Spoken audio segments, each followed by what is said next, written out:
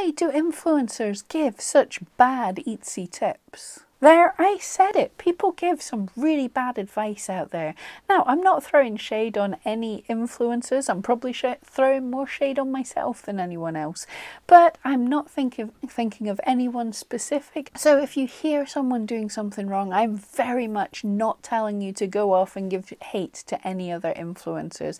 I'm just hopefully helping you understand why sometimes the advice you're given doesn't work. So the first reason of why you can get some bad advice on how to grow your Etsy shop is simply misunderstanding. You might be misunderstanding them. If their communication skills aren't that great, we're not always the best teachers, and what might be in our head might not be the easiest to give out to you guys, so you might have misunderstood what we were telling you. Or we could be assuming a level of knowledge. Anyone who's an influencer with some level of a community, we have in our little gang, we have this understanding that we all have. We've spoke about things so many times, and you might be coming in new to a different influencer and not realizing that they're assuming that you understand some point that's been made in the past. So sometimes we need to slow down and explain right from the start. So forgive us if you hear an influencer repeating something you've heard before. It might be to make sure that we're not confusing new people that haven't heard this before. Or the influencer might have just misunderstood Etsy or misunderstood somebody else. It's like Chinese whispers out there, and sometimes Etsy is giving advice, like it's doing phone calls to help people with their shop, but those are just individuals that have just a half an hour to go through your shop and help you with it. So they might be misunderstood what they're saying because they're rushing through and they've spoke to 20 people that day already. So we might be saying, yes, that came directly from Etsy, but that might not have been what Etsy meant. We might have misunderstood what Etsy was telling us. Reason 2 is clickbait. Sometimes people say a certain influencer said a thing when they didn't actually, but it might be the headline of their blog or the title of their video said something outrageous, because this is entirely your fault, you know. If we don't make the headline clickable, if it doesn't make you want to click and read the thing, then people don't read it. It doesn't go to a further audience, and we don't get the views and clicks that, let's be honest, if I'm making a video to share it with you guys, I want to share my knowledge, but I want people to actually be able to find it. So sometimes we have to say something a bit clickbaity. It doesn't mean that the information isn't there in the video, and it doesn't mean it's an outright lie, but it might be something to get you outraged a little bit so you click. And what will happen occasionally is people will read the headline and they won't bother to read the rest of the report. So they think somebody said something when they haven't. And that leads us on to the third point, is not checking the source. It's possible that one influencer sees something that another person said, or for example, someone in my audience might have seen something from somebody else and come to me and say it, and if I believed it, if I don't check my source, then I might be passing on a misunderstanding from somebody else. One thing I can think of that anyone that was around in the UK in the 80s, I think it was the 80s, will know, was there was a headline in a national newspaper about an entertainer called Freddie Starr, and for his entire life this entertainer was haunted by this headline. Basically, bad advice and lies travels the globe before the truth gets its shoes on. Now skip ahead if you don't want to hear what Freddie Starr was accused of. But for those of you that didn't hear, the headline was simply, Freddie Starr ate my hamster.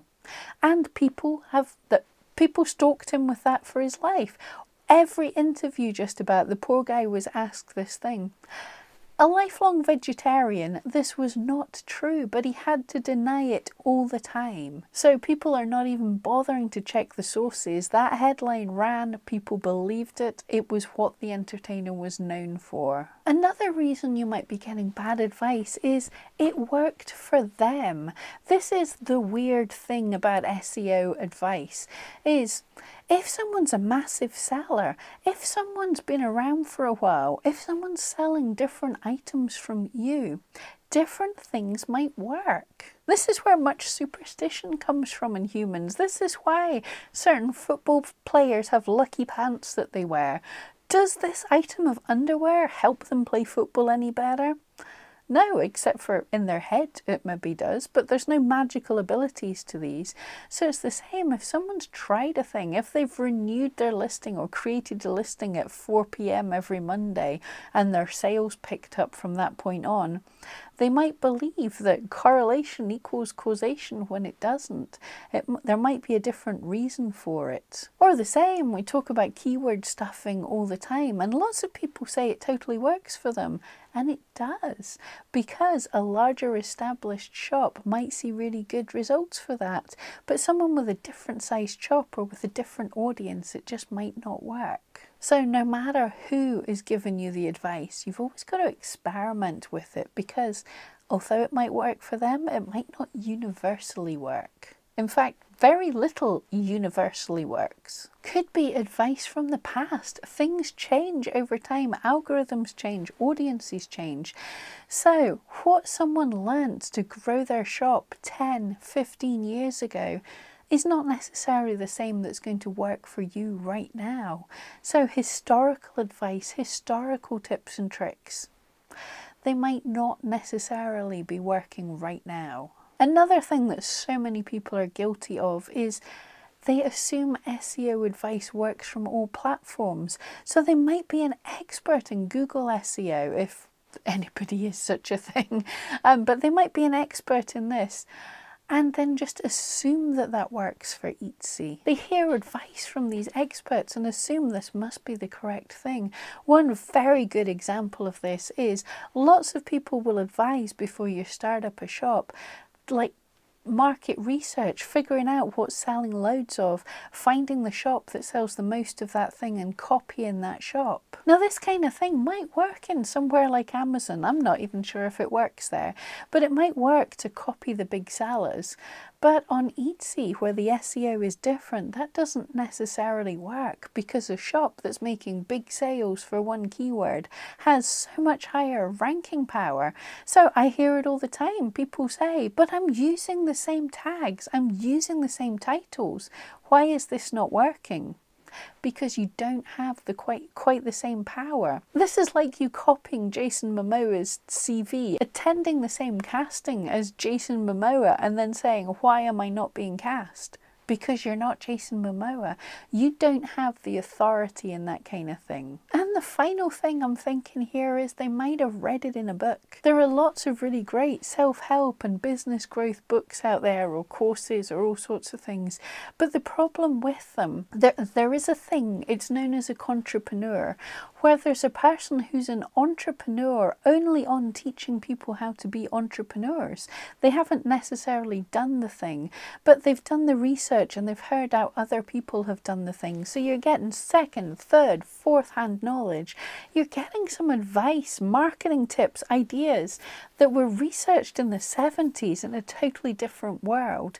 Now, some of these things might still work, but the thing is, if you are following advice from the past, you're only going to get results as good as that. You're never going to lead the pack. You're never going to break free the mold. So be inspired by the things you hear and read. Be inspired to make experiments, to try, but never take it as 100% fact that just because someone else said something, that's how it works. Always test it.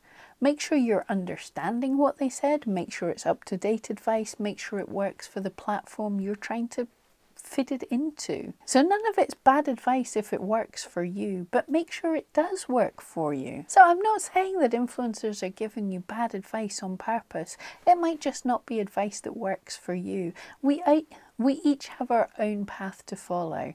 Best of luck with your shop anyway. I hope that helps.